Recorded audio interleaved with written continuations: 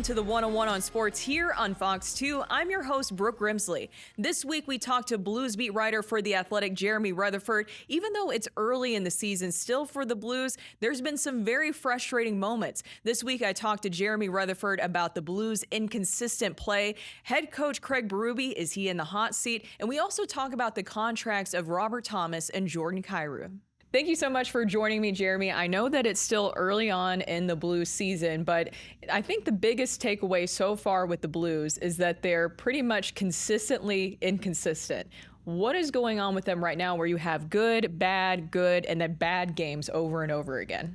Yeah, Brooke, I think that you kind of expected the Blues to have some struggles, and we knew some of the areas where they might need some work throughout the season, particularly early in the season as they learn a new defensive system. But I think to see the up and down, one thing that Doug Armstrong has said over the 12, 13 years that I've covered him is you never want the peaks to be too high and the valleys too low. You want kind of a happy medium at times. Doesn't mean you don't want to go out and win a lot of games, but when you do have the valleys, you don't want them to be so low. And I think that's what's happened with the Blues so far. You talk about the trend throughout the first 7 games of the season, win-loss, win-loss, win-loss. And I think that that stuff has started to rear its ugly head. And I think the reasons behind it are, things that we can point to. Sometimes it's effort. Sometimes it's executing the system. Sometimes it's not converting defense into offense. The goal scoring has really been limited. And so you look at the power play, that has not done anything late this season. So I think that when you look at why are they so inconsistent, those are the areas that I would point to. But when you pose the question to Craig Berube, like we did a couple days ago, he said that, guys, I don't know. I don't know what it is. I wish I knew. But we're going to keep pushing in practice, pushing in games, and try to get this situation to where it feels a little more stable than it does right now. And you touched on it there, the defensive system change. Obviously, something had to change last season with the way that the Blues played defensively as a whole unit, not just the defenders, but also as an entire team. What is the good and bad that you have seen from this defensive system change? Well, the good, we saw it right from the start of the season. It's that they're not allowing teams to set up shop in the slot area, dangerous areas, and just have their way with the goaltender, just rip off slot shots. How many times, did we see the intermission report last year where the numbers were off the charts in terms of teams having that ability? So they've shut that down. They really have for the most part. Now, that doesn't mean that other teams haven't had high danger shots. They have, but for the most part, they've fixed that problem. But what this system does, which everybody has perhaps seen, is that it allows the other team to kind of have possession in the zone because they're skating around with the puck in a big circle, and they're looking for that sliver to get through the layers of the Blues defense, and the Blues don't want to give that up. But in the meantime, what they are going to give up is possession time, and those other teams are going to be able to continue to skate in the zone, sometimes as much as 45 seconds, close to a minute. We've seen a couple occasions this season. So the good of it is that you're protecting that slot area, Brooke, but the bad side of it is that teams are going to be in your zone a lot, and if you don't find that loose puck and you don't create that turnover somewhere, then it's going to be hard to get going the other direction and get your own offensive zone time. How do the Blues go about generating more offensive zone time? That seems to be a big issue and a big topic that we've seen. And if there is one pattern you have seen, it's that. Yeah, so that's the one thing that we need to differentiate and make sure that, I'm clear when I say you can play a shell defense and you can block shots and you can wait for your opportunity to pounce and hit a puck out of the zone and kind of transition into offense. You can do that and still have a good offensive team at the other end. So I think that, they can go hand in hand. But what we're seeing is when this Blues team does get the puck into the offensive zone, the reason they don't have sustained zone time is because they're not great on the forecheck right now. They're not working for each other. There's not good support. There's not short passes. Another thing that you see is, get the puck back out to your defense. Let them play with the puck a little bit. That separates the defense. Do some of the things that other teams are doing to you in your zone. And so I think even though we're focused a lot on what's going on in the Blues defensive zone right now, there are other issues that aren't attributed to playing that style of defense that I think are leading to their offensive problems. So is that more of this will just take some time when it comes to those issues, or is there any concerns about it being a skill issue? Yeah, I think partly skill too, because you can say that it would take some time. I think that's being hopeful. I think that when you see a team miss so many shots, when you see a team that can't finish, I think, not to point the finger at one guy, Jordan Kyrou's had a couple breakaways, and, here's a guy who could be sitting on 4 or 5 goals right now. But again, not just on him. There's a lot of guys missing shots. There's a lot of guys not making passes in the right spot to help set up a guy. And again, you talk about the forecheck, which sets it all up. You got to have your forecheckers too. So to me, yeah, it's not just okay by game 25 this will be okay because everybody will have enough experience in what they're doing. I think it's a situation where guys are going to have to step up and convert, and we haven't seen that yet. We're not done talking to Jeremy Rutherford. Coming up next after the break, we're going to discuss an alarming statistic for the Blues so far this season. That's coming up next here on Fox 2.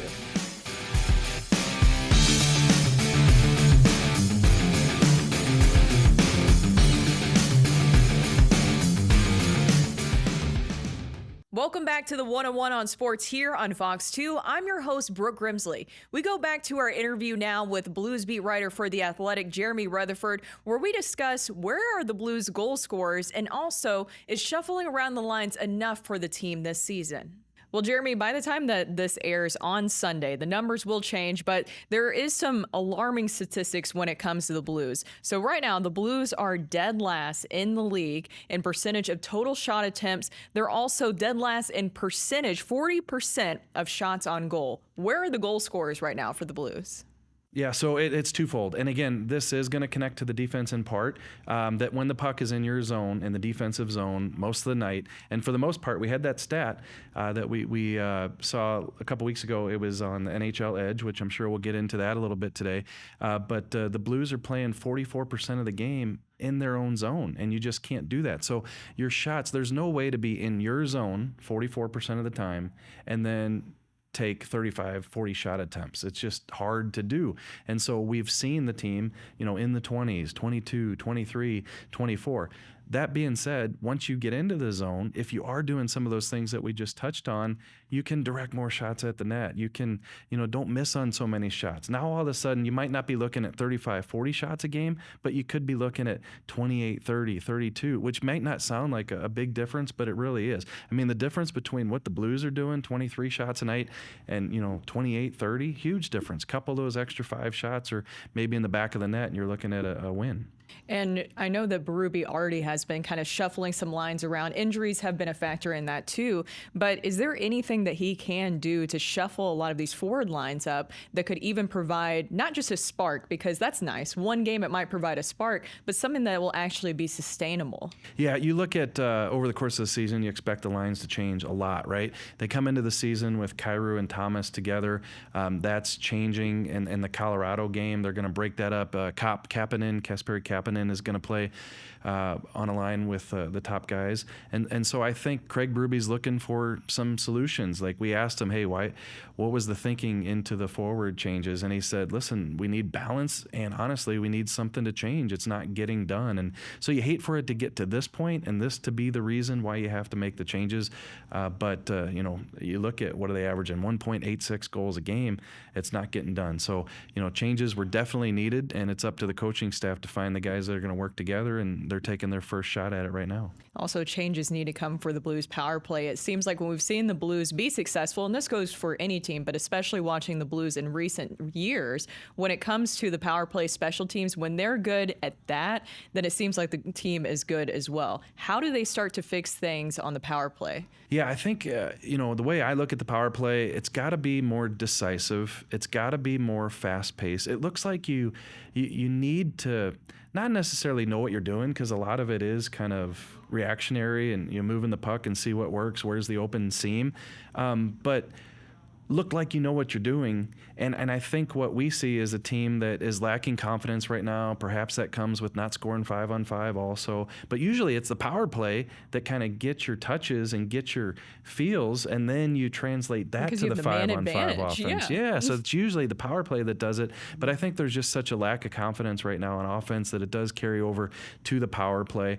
But to me, a little more directness, a little more urgency. And then the other thing is power play. What's the key to it? Sometimes it's just getting in front of the net and, taking a shot, getting that rebound, poking in that loose puck in front. You got the guy with the net front presence. As you mentioned, you got an extra guy. So it should be looking a lot better than it is right now.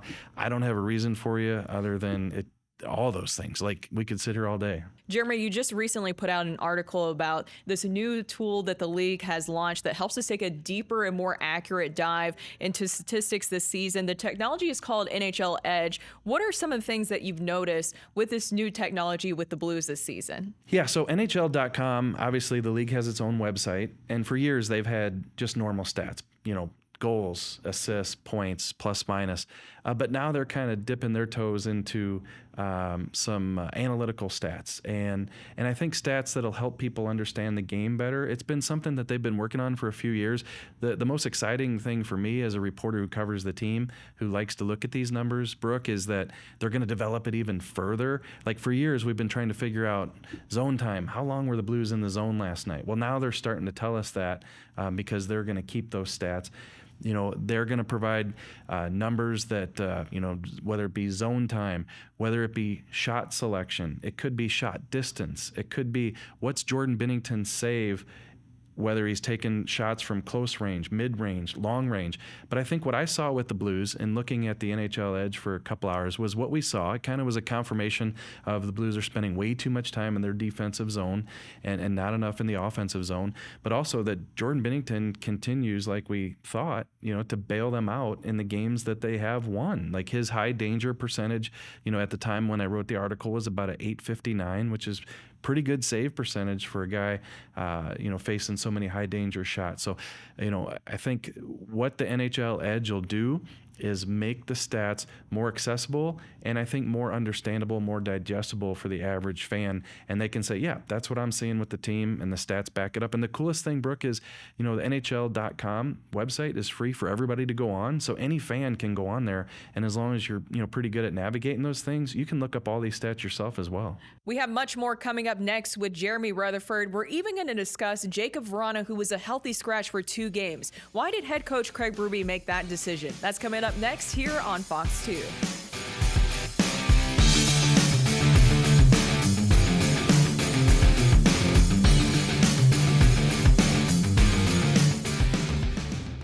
Welcome back to the 101 on Sports here on Fox 2. I'm your host, Brooke Grimsley. We go back to our discussion now with Blues beat writer for The Athletic, Jeremy Rutherford, as we discuss head coach Craig Berube's decision to bench Vrana, and we also discuss if Berube is on the hot seat. Jeremy, I know that you were able to talk to head coach Craig Berube and Jacob Vrana about this whole situation, but fans were pretty upset about this. He was a healthy scratch for 2 games. So what was the message that was sent to Vrana, and how did he receive it?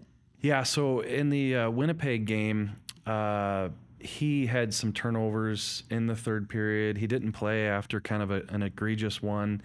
And I think that Craig Berube is sending a message that, yes, you're a good offensive player. You're probably a guy who top 3 or 4 in terms of we want the puck on your stick in terms of when we need a goal.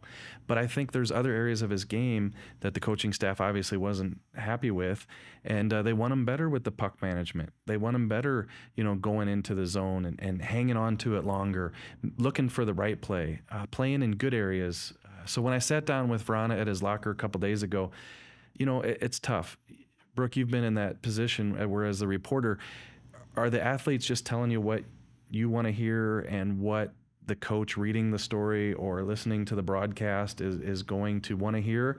Or do they sincerely believe that, yeah, I haven't been up to snuff on, on some of those things. And I think with Vrana, it's hard to get a read because I just don't know him as well as some of the other guys in the locker room. But he said all the right things, and he said, yeah, I for sure could be better in some of these areas. And with head coach Craig Berube, he said it seemed like going into the season that he wanted to make sure that players were going to play into the system that he thinks will be most successful. So is that also what that has to do with the whole Vrana situation? Is that maybe in the past Berube has kind of let players just do what they wanted, and it wasn't exactly the system he wanted to implement? Yeah, I think it's a situation where he really needs to take control of his team, right? This is Craig Berube's job on the line, how this team does this season. But I think that you have coaches who, after they get fired, they think, well, I should have been harder in these areas. So, be harder while you have the job, right? And so I think that's what he's doing with some of these players. It's what he's done with Jordan Kyrou for the past couple of years. Like, people want to criticize, Craig Berube for maybe not being able to coach skill players or work with them or develop them. What I've seen from my perspective is that Craig Berube wants Jordan Kyrou to be successful. If that's as a rush player, a transition player, a guy who's really showing you his speed, hey, he's all for it. But he also needs you to get back and back check and do some of the things that the team needs you to do. I think that's what he's doing with Vrana here. Not playing a lot of minutes, 12, 13 minutes a game. He does have the 3 points, which when he left the lineup, that was second or third on the team. But they need him to do some of these other things, because here's the bottom line, Brooke. If he's not getting everybody to buy in, if you're letting 1 or 2 or 3 guys fly, then it's not going to work, because the rest of the team's saying, well, you're letting this guy do his thing. Why don't you let me do my thing? So they've all got to buy into this concept. Well, that kind of plays into my second question, because I know that you're on social media, so you see all the comments too. I've seen people send you stuff directly as well. That was some of the commentary from people when he did bench Vrana essentially for back-to-back games is, well, what about the other guys who aren't performing well this season? Why do you think that he hasn't done the same for maybe some of the others where you've also seen where they've made mistakes in games? Yeah, for sure. It's a fair question. So when you bench Jacob Vrana and you look at some of the mistakes that he made that led to it, then people are saying, oh yeah, well, Kevin Hayes made just as many mistakes, or so-and-so. You got to look at all the facts here. And yes, Kevin Hayes has not played well early this season with the Blues, as have a lot of guys, right? But Kevin Hayes plays center, and you need a center. The team hasn't played well on the faceoff dot, and he's at 60%. At least he's getting you a chance to have possession of the puck. Now, maybe when he has the puck, he's not doing a lot with it, but he's in that one key area, he's helping you out. And also another thing is the contract situation. I mean, I know fans hate to hear coaches playing contracts, but Kevin Hayes is a guy who's here for the next 3 years. And who else are you going to put in his spot on that third line center role that is going to make you a better team, the next game? Is it Nikita Alexandrov? He's been in there a few games and, hasn't played that well. So you can say, if you're going to bench Vrana, bench Hayes. My thing is, who are you going to put in there? And then also, when you look at the contract situation, Vrana's an unrestricted free agent to be at the end of the year. Hayes is a guy who's part of this thing for the next couple of years. I think he's going to get the benefit of the doubt in that situation. Also, a lot of people with a lot of comments about Robert Thomas and Jordan Kyrou, because you have those big contracts kicking in. So the expectations go from already high to really, really high. What have you thought about their performances so far this season? They've been okay, not great. Obviously, if Kyrou puts in a couple of those breakaways, he's got a few more. I think we've seen a play here. I think Kyrou's first goal, the play that he and Thomas had together, Thomas set him up. That's the type of thing that you want to see, but you want to see it maybe once a week and not once a month. I think that, I don't want to say that they're dealing with the high expectations, because, to be honest, I think they were dealing with the high expectations last year. Even though O'Reilly and Tarasenko were here, you still knew that those $65 million contracts were coming, right? And they knew that at the trade deadline that O'Reilly would be gone and Tarasenko would be gone in terms of coming back this season, 2023, 24. So to me, it's kind of settling into those roles. Probably what's the identity of the team? Not what my role is on the team, because we know their role, but how can they best utilize their skills in this system and be those types of players who, when you open the newspaper or you watch the news at night, Jordan Kyrou had 2 more goals tonight. Robert Thomas, 3 assists as they led the Blues to a 5-3 victory over the Colorado Avalanche. That's how it used to be with Brett Hull and Adam Oates, right? They open up the paper every day and those guys had the numbers. That's what this team is expecting from those two. It's not going to happen every single night, but they need to be a bigger part of this. And I think to this point, I think they're still getting their feet wet.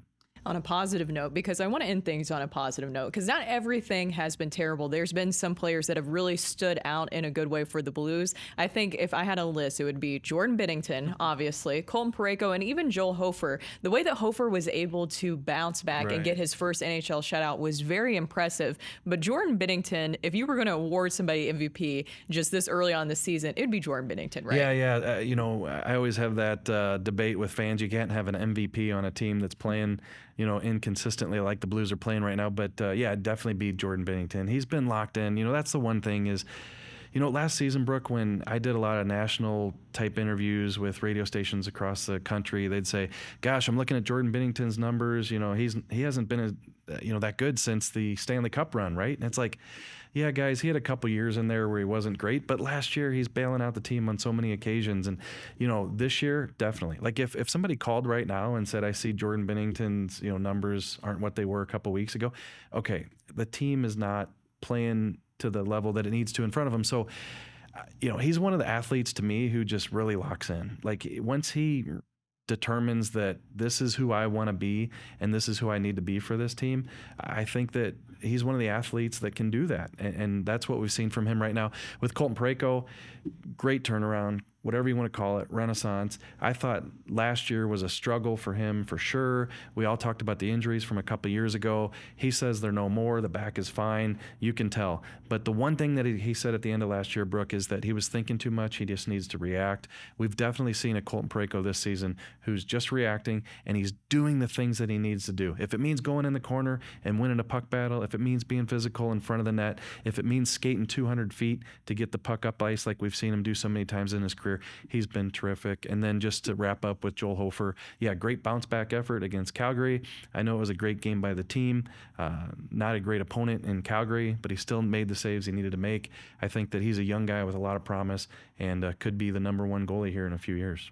Last question for you, and this is going to be a tough one. Best case scenario and worst case scenario for the Blues as they get into November. Yeah, this is going to be a tough schedule. November, Colorado on Wednesday, New Jersey this weekend. That's another up-and-coming tough team.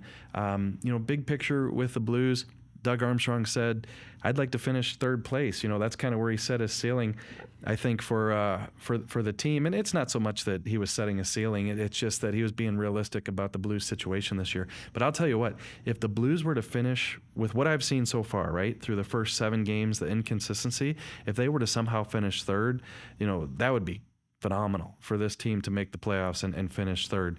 Could it happen? I suppose it could, but they're going to have to get a lot of things fixed.